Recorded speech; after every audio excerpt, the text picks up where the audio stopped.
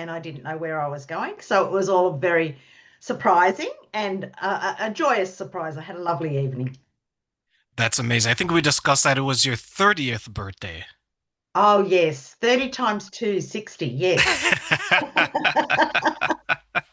Speaking of your 60th birthday, is there anything that you learned about yourself as you celebrate this milestone? Yes, I think I did. I think that life is very short, and I've got less of my life going forward that I've had in the past, because I don't think I'm going to live very much past 100.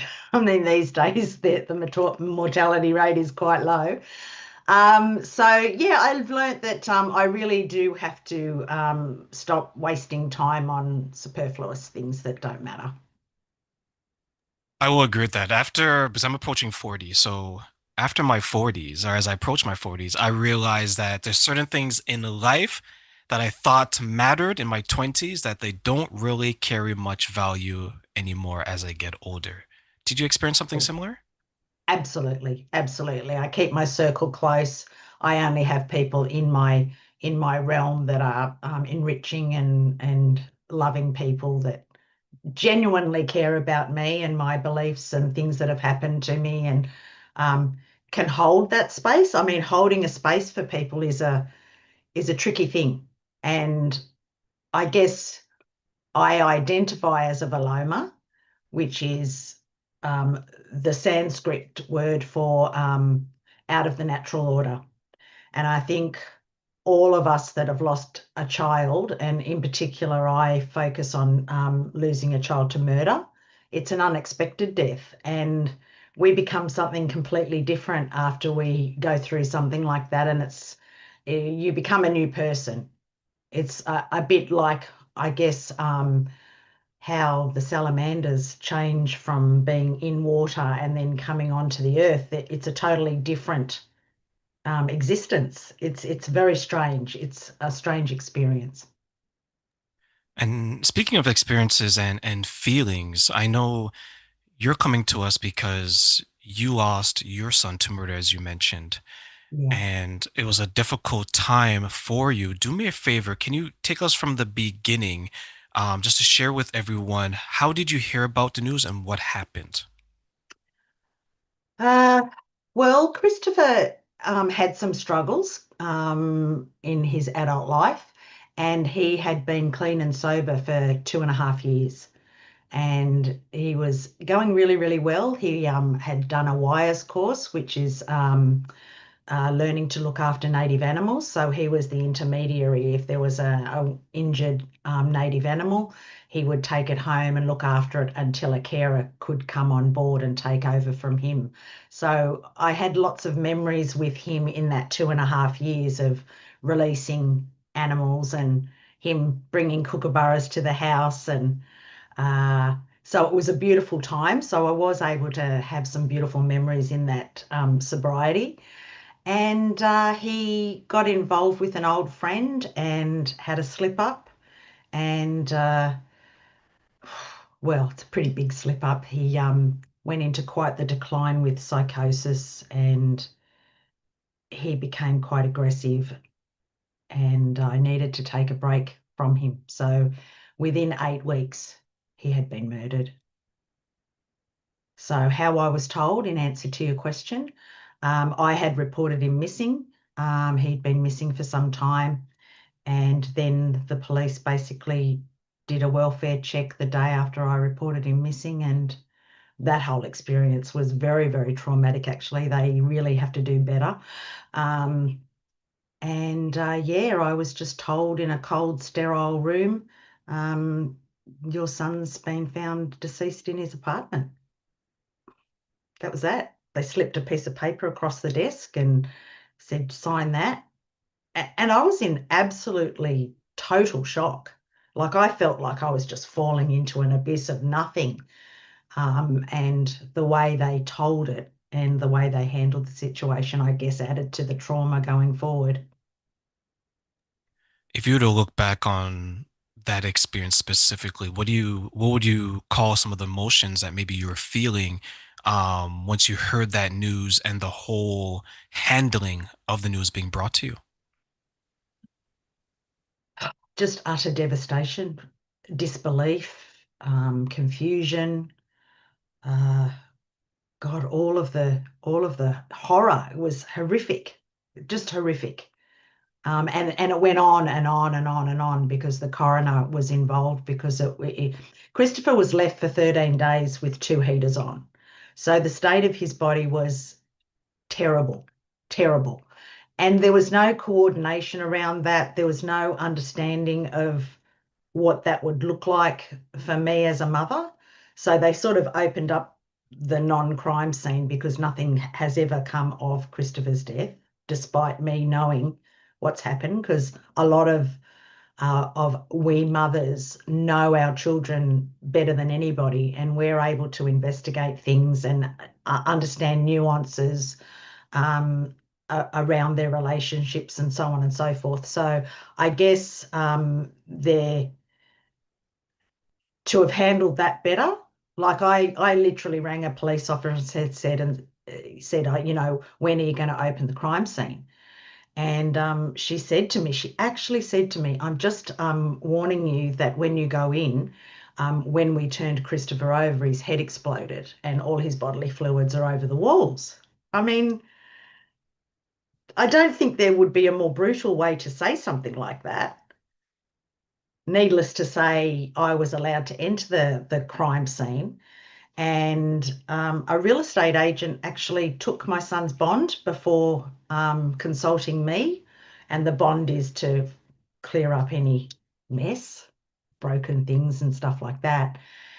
And he went on to really harass me about the cleaning of the unit. So I went in blind in numbness and disorientation, and it was shocking. It was 3 days later, and one of his friends and myself, we went in and cleared things as much as we could. But the trauma of the smell and the trauma of seeing his face imprinted in his pillow, just it was unbelievable, unbelievable, the lack of understanding or empathy or care for my well-being was just terrible. And then the real estate agent went on to have to get a forensic clean, which cost $10,000 because you simply can't get rid of a smell like that.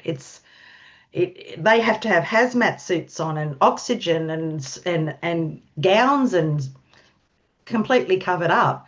So it wasn't something I was ever going to be able to do. And I think that's very remiss of the system to have allowed that to happen to me.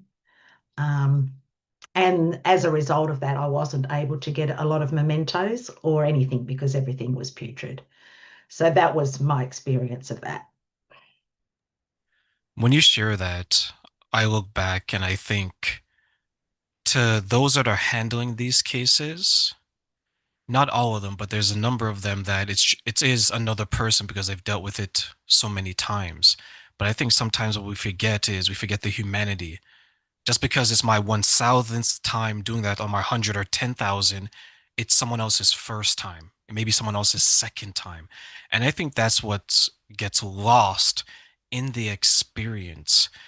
And I know when I've experienced my grief, I was able to use it to fuel another purpose in my life, to redefine who I wanted to be, maybe as a man, maybe as a contributor to society.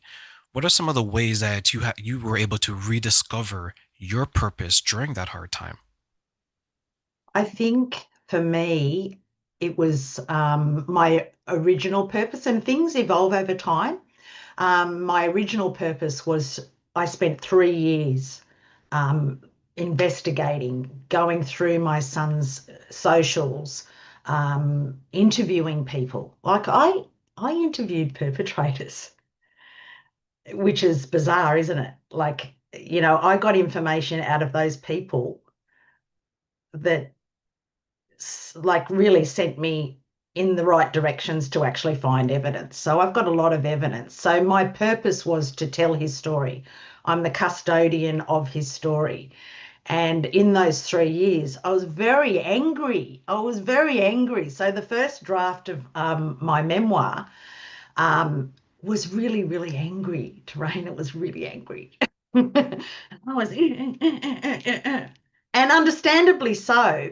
But how am I to impart healing and a way forward with just spitting out venom and anger? So over time, I got 7 chapters in. I've refined it, I've softened it, I've made it more about my healing journey and tools to be able to um, have a new relationship with your person that's passed under those tragic circumstances. Because a lot of us never got to say goodbye in any meaningful way.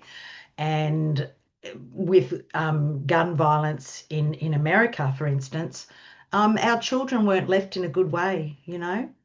So the funeral system depends on who you get. Like I had a progressive funeral director, and I had the most beautiful funeral for my son.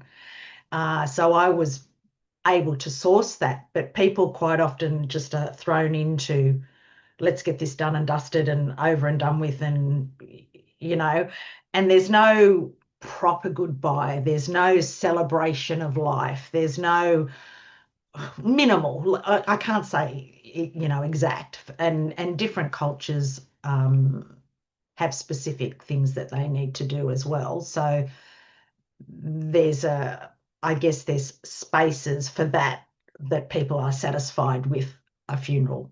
For instance, I wasn't ever going to be satisfied with just having a plain funeral. So I'm not sure where we were up to with that. I get quite scattered. I've got quite the scattered brain, but it's all in there. It's just got to be connected. No, I think that's fine. Like I look back, like on my 20s, I was so full of rage, right? Because of the way I grew up without my mother and my father. And then I did the work and I got better. Then when my friend passed away and then my grandmother passed away, I reverted back to that person, right? Mm. And I realized it was because I was scared. I was Mm. scared because I didn't know what life was going to look like. And I was scared because I didn't know if I was going to be the same man that was successful as I was before these deaths. And I know that I've shared this with you and so many others. My grandmother meant so much to me. And similar to you, it was the way that she died because someone to me that was so full of dignity and honor died in the most undignified way on the floor in a hospital, bleeding out in front of other people.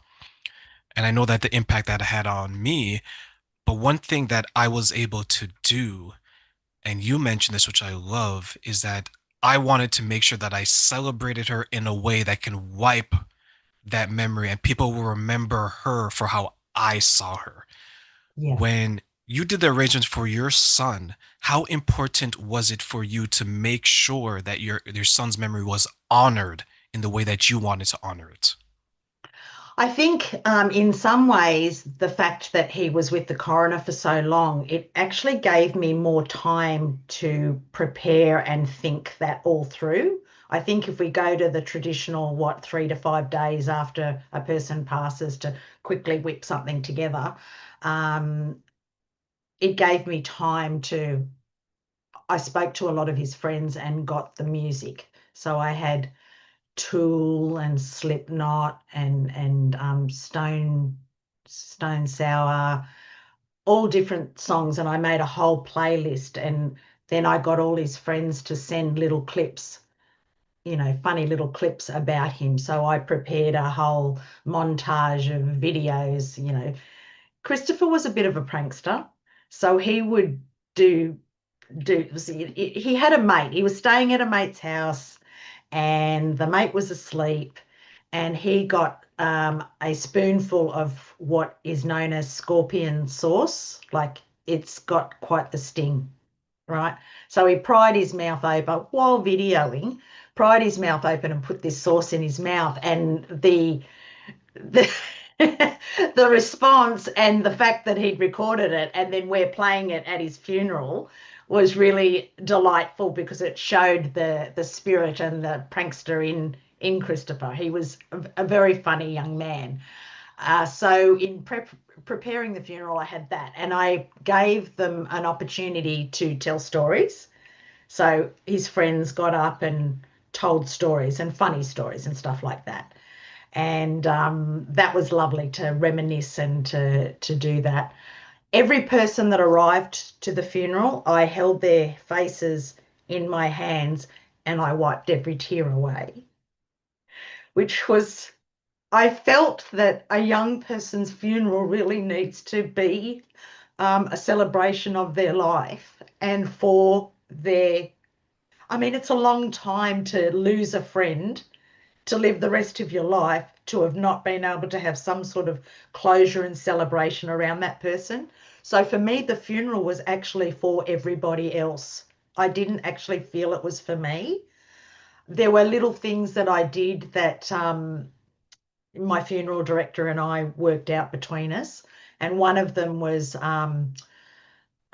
look, speaking about some of these things isn't palatable, but it's a reality for a lot of us. So Christopher's state of his body was such that I don't know, I had to have conversations with the funeral director. How she said, you haven't been able to hold his hand or say goodbye or any see his body. I wasn't allowed to. So she came up with an idea of splinting his wrist and tying a beautiful purple ribbon around it and threading it out through the coffin so that I could hold his hand, which was lovely. It was a lovely sentiment and it meant a lot to me.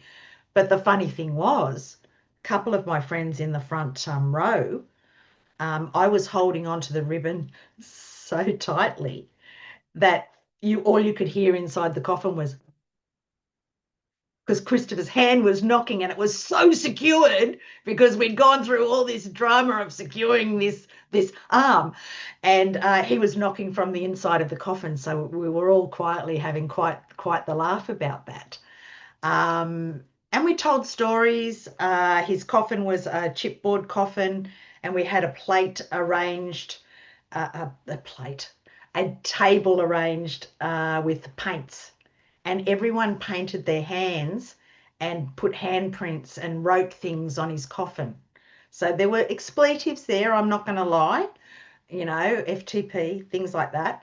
Um, and they all got to say goodbye and they left gifts on the top. And then we also had a beautiful piece of cheesecloth, and it was going to be his shroud because I didn't get to shroud him. So everyone put their handprints on this huge shroud. It was, I don't know, 5 meters or something. And one of the guys came and he had both his hands in plaster cast because he'd been in a car accident. And my beautiful friend of 48 years, she got him up on a chair and painted his feet, and on the feet went onto the shroud. So everyone had a way to honor him and to go with him and have that experience. And yeah, so it was great hearing the stories. I mean, it's not often at a funeral you have people in hysterics and laughing, because he was a naughty boy at times. And one of the stories is the girl was telling, she goes, we were just naughty teenagers and we were in the Corso in Manly, and one of our friends was being arrested, and a copper had her hands behind her back and was putting handcuffs on. Well, Christopher runs through, takes the cop's cap off his head and runs off with this cap. So she's telling this story and we're all laughing. Well, I walk around the coffin because I had said hat in a plastic bag ready to go with him, because I thought that would he'd really be laughing about that. I'm wearing a cop hat going to wherever I'm going. And I was dancing and saying, this cap, and everyone was just laughing. They just thought it was the funniest thing. And that's what happened at his funeral. It was just a joyous occasion, as joyous as something like that can be. I love hearing that story because when my aunt passed away, we had something similar. We were remembering the funny stories and we shared these stories. And it's interesting because if someone were to enter and they didn't know, they wouldn't have thought someone passed away. Was that like a similar feeling when you were going I through it? think so. Yeah, yeah, because I recorded it and I haven't actually watched it back yet. It's been 8 years.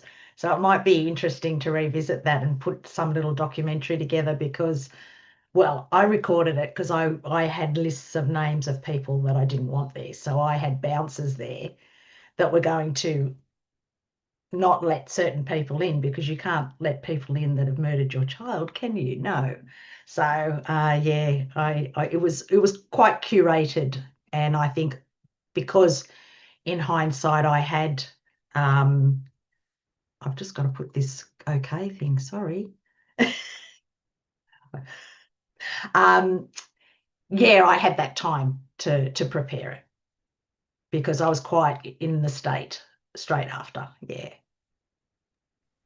And I think that is an important boundary to have, right? Like you don't want those who maybe would upset the mood or maybe even upset you or darken the positive energy. What are some of the ways that you created boundaries for yourself during that time? I found it very interesting that um, the nature of his death meant that I was left alone, which was really sad. People that I thought would support me didn't. People I asked for support wouldn't.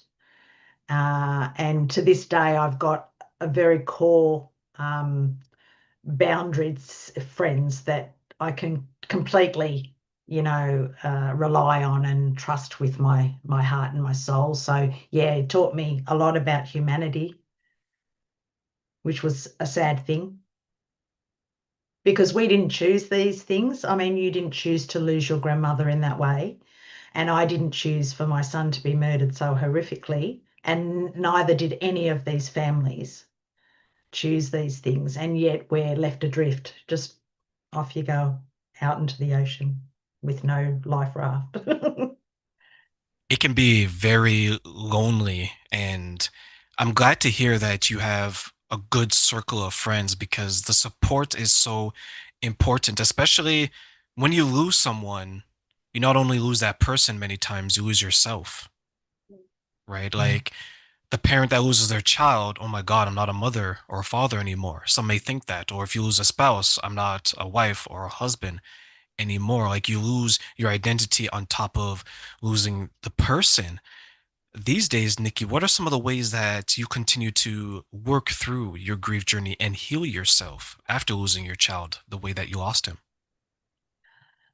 I like rituals. I do a lot of rituals. I've got an art therapy background, so I'm a transpersonal art therapist and studying to be an end of life doula. But I've been doulaing for a long time too. I've started doulaing at the age of 19 as a volunteer in a palliative care unit. So for me, rituals and making new memories with Christopher, for instance, is was something that I came up with. Um, Whereby, can I explain it? Yeah, yeah. I'll read it. I'll read a little bit that took me into this journey of this little ritual that I do. And I wanted to read a passage from Nick Cave of the Bad Seeds because he lost a son. And the way he describes it is, it will speak for itself, let's say. Okay. So Nick Cave's response to a fan asking him about his son's death. This is a very beautiful question, and I'm grateful that you have asked it. It seems to me that if we love, we grieve. That's the deal. That's the pact. Grief and love are forever intertwined. Grief is the terrible reminder, the depths of our love, and like love, grief is non-negotiable. There is a vastness to grief that overwhelms our minuscule selves. We are tiny, trembling clusters of atoms subsumed within grief's awesome presence. It occupies the core of our being and extends through our fingers to the limits of the universe. Within that whirling Gaia, all manner of madnesses exist. Ghosts and spirits and dreams, visitations, and everything else that we, in our anguish, will into existence. These are precious gifts that are valid and as real as we need them to be. They are the spirit guides that lead us out of the darkness. I feel the presence of my son all around, but he may not be there. I hear him talk to me, parent me, guide me, though he may not be here. He visits Susie in her sleep regularly, speaks to her, comforts her, but he may not be there. Dread, grief trails bright phantoms in its wake. These spirits are ideas essentially. They are our stunned imaginations reawakening after the calamity. Like ideas, these spirits speak of possibility.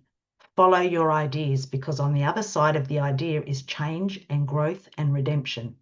Create your spirits, call to them, will them alive, speak to them. It is their impossible and ghostly hands that draw us back to the world from which we were jettisoned, better now and unimaginably changed. So I took his advice and came up with my own. I guess he's talking about you've got to find your own way through somehow. And I just find that a beautiful piece. So this is the start of Christopher's crystal journeys. So Christopher had a private conversation with one of his friends very shortly before he died, where he expressed a real desire to go on a holiday. I decided to bring Christopher with me while I travelled in 2019. I selected a range of amethyst crystals, which are his birthstone, with the intention to leave bits of Christopher in poignant, lovely spots, like giving his spirit the adventure of travel. Thoughts of Christopher being with us brings comforting feels. I took little videos of the Christopher crystal releases. My idea has helped me to create a new relationship with Christopher. Let me explain. Viloma means against the natural order in Sanskrit. I cannot reconcile that my son is no longer here. It is not something I can comprehend. It is not in the natural order. I must believe that I have a new relationship, one that can sustain me throughout the rest of my earthly life. I have found a way to be in relationship with my son through making new memories. To make memories in the now allows for a memory to linger into the future, like those that I recall from the past when Christopher was alive.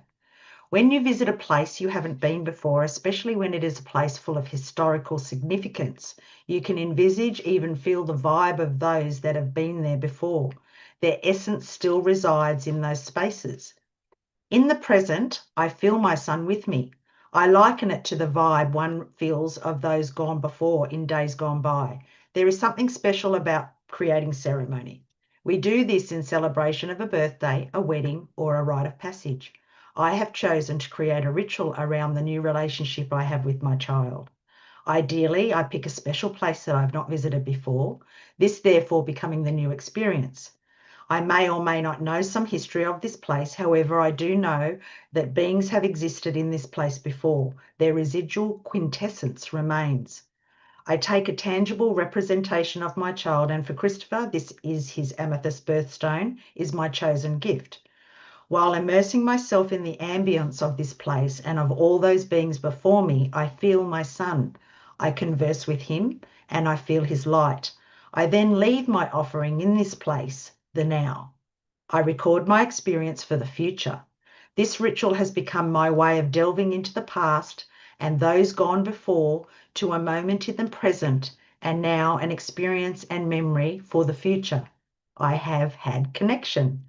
And below I have a diagrammatic demonstration of the past, present, future, potentially for creating new memories. I impart the crystal journey details and show how the ritual brings together the multi-dimensional fresh memory. I want to share these gestures of love and connection I now have with my son. Beautiful. How does that make you, when you read that now, what kind of thoughts are you having about your son? Well, I just think, oh, remember when we were in the Sardinian mountains and I left you in an old well in an abandoned castle? And I literally hear the plop of the crystal going down into the well and the echoing of me going, oh, oh, oh. And I've recorded it so I can re-watch that and it becomes a new memory. He's with the ancestors, like wells in Sardinia in those ancient times were their lifeblood. Water was very, very important for every civilization. And to have that well, that um, lifeblood and my son being there, a part of it with the ancestors, with the literal water that was their how they lived their life. That's how they produce their food. That's how they survive. We're full of water, aren't we? We're what, 90%, 80%, 90% water. And so I have lovely memories of that. Lovely memories of that. And so Christopher's been to the wild mountains of Sardinia. He has gone chink, chink, chink, chink, chink, chink in the underground Roman roads in the Barcelona Gothic Quarter. So we went there and did a crystal release there, and you can hear him go on the actual Roman roads where the Romans drew their carts, and he now is with those ancestors, and that memory is, I'm in the dark, and you can hear the echoes in the dark, and I felt really naughty because this is like a sacred place that's I don't know if you're allowed to leave a crystal, but anyway, left it, videoed it, and now I have that memory. And then another one, he's been thrown off the Passion Tower at the Sagrada Familia. So Gaudi's beautiful, iconic cathedral, which was awe-inspiring for me, the whole experience of walking into that cathedral, being a lapsed Catholic. It was just the brilliance and it was quite an overwhelming feeling to be in that space because of the lights, and different parts of the day have different colored. He was very, very crafty in how he planned it all. And so we went up the spiral staircase. There's a spiral staircase that goes on and on and on and on, and Christopher's coming with us, and then we're at the top of the Passion Tower. I thought the Passion Tower is a pretty good place to do it. Off he goes into. So that's another memory, and that's videoed. He's in the Mediterranean Sea, near a fort that's on the edge of the Mediterranean Sea in Sardinia. He's there. He's in Darwin in Australia, in a little Buddha. He's in a moat in Japan.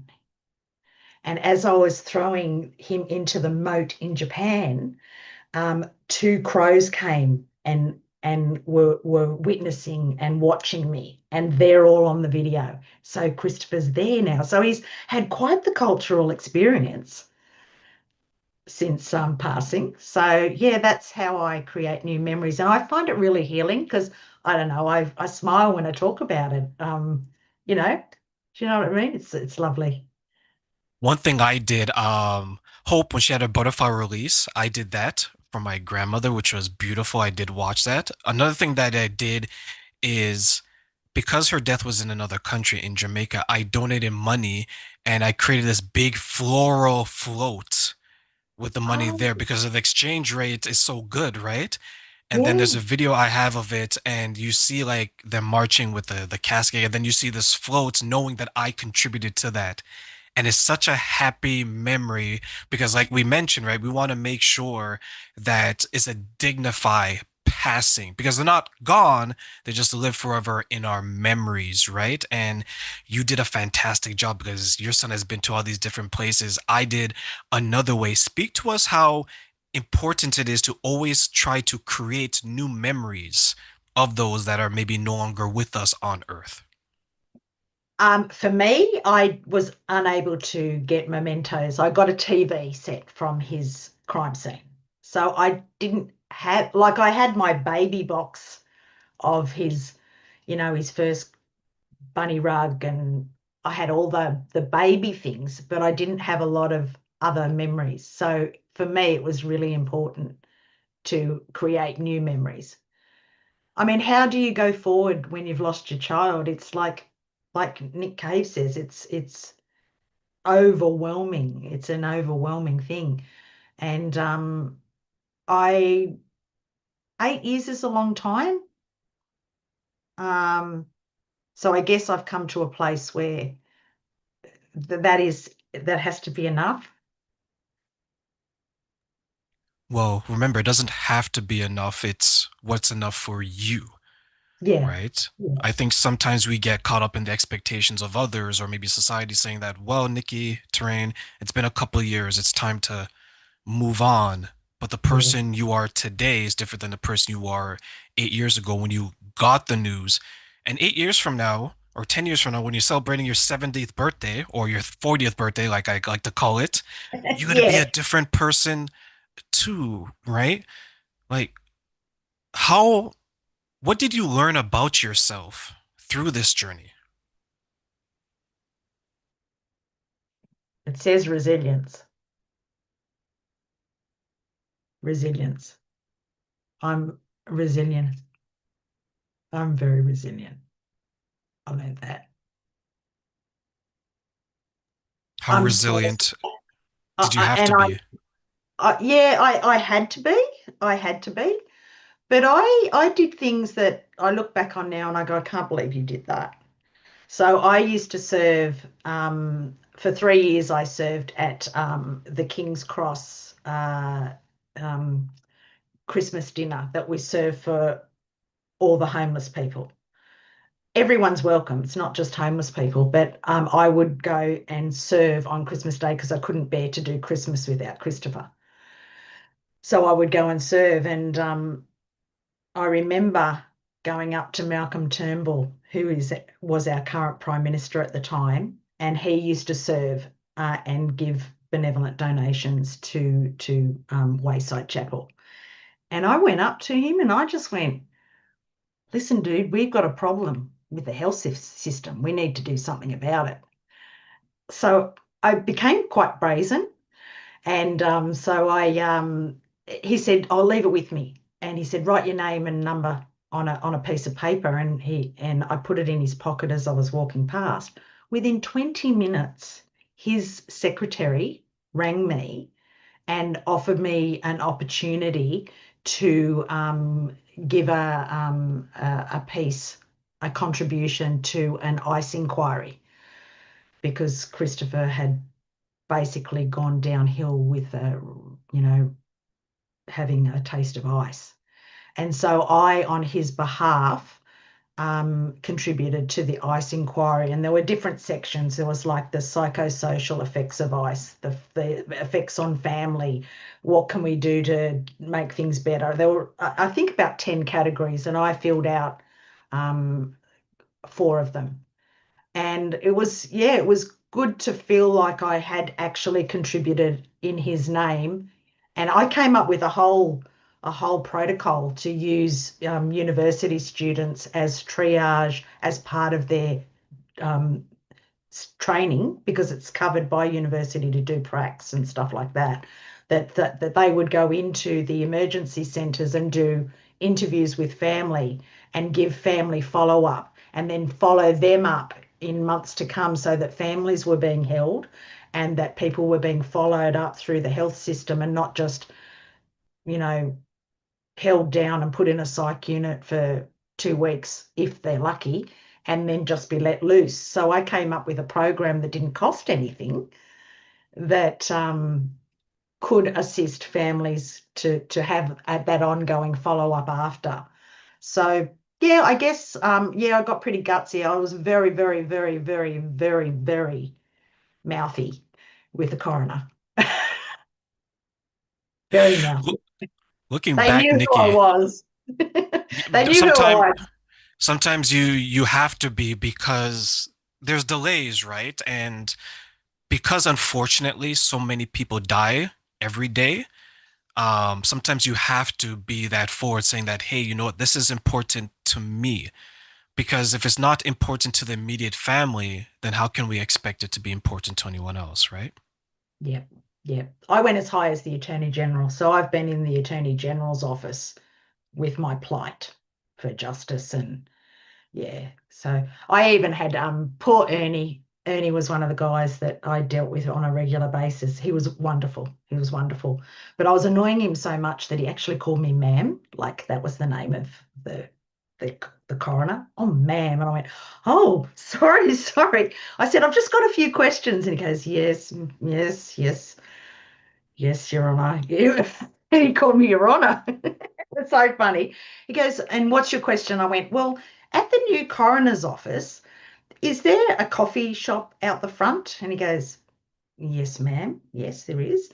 I said, is there like a toilet block sort of near the entry? And he goes, yes, ma'am. Yes, there is. And I went, he goes, why are you asking me all these questions? I said, I've just got to make sure I get a long enough chain to be able to get coffee and go to the toilet while I protest for an audience with the coroner. And he's going, oh, ma'am, oh, because I was going to chain myself there. I had it all planned. Fortunately, I got an audience with the Attorney General, so I didn't have to do that.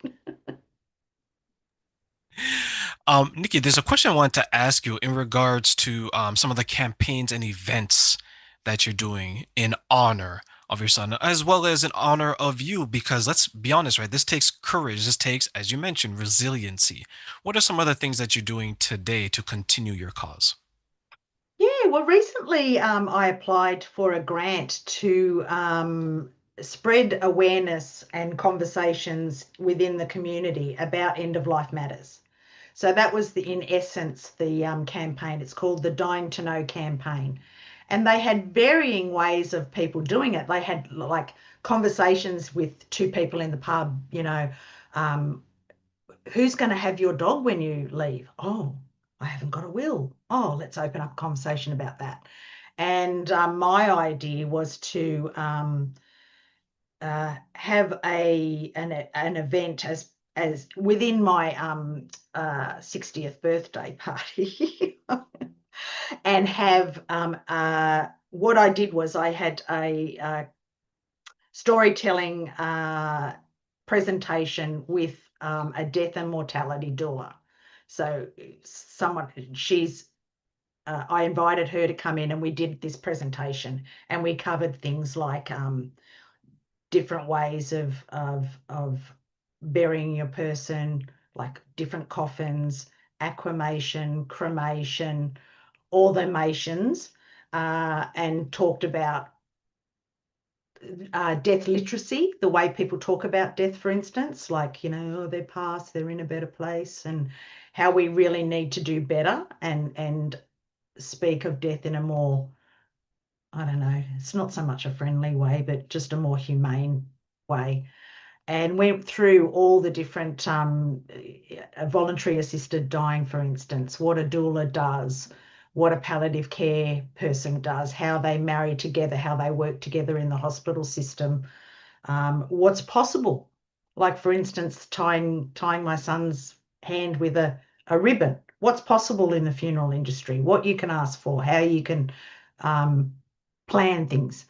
And so I also did a little booklet, like a planning journal booklet that I've made myself, and all of the participants that participated in my event will get a booklet. They got to watch the presentation. But before the presentation, being that it was a macabre Halloween themed event, I sourced a coffin, as you do, for the event.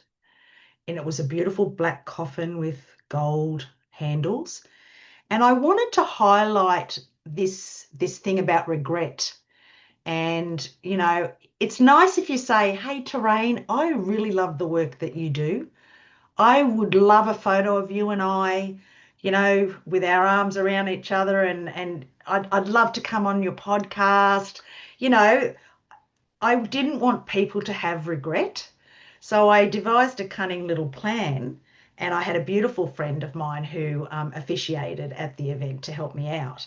And my lounge room has got a door to the outside and then a door to the lounge room. So I had this room all set up with lights, and, it was just really moody and it was lovely, actually. And I had Christopher's TV, of all things, to show the presentation, because part of it was showing them the presentation. So I snuck around and popped myself into the coffin and laid in the coffin. And my friend came in and brought all my guests in, and she said, Nikki would like you to all say something nice about her. And it was kind of for shock value because, of course, it's quite shocking to see Nikki laying, in a coffin, had my tiara on and everything. But it was so beautiful how people just reverently, automatically went into a half circle. Half of them were giggling, half of them were going, "What the fuck do I say?"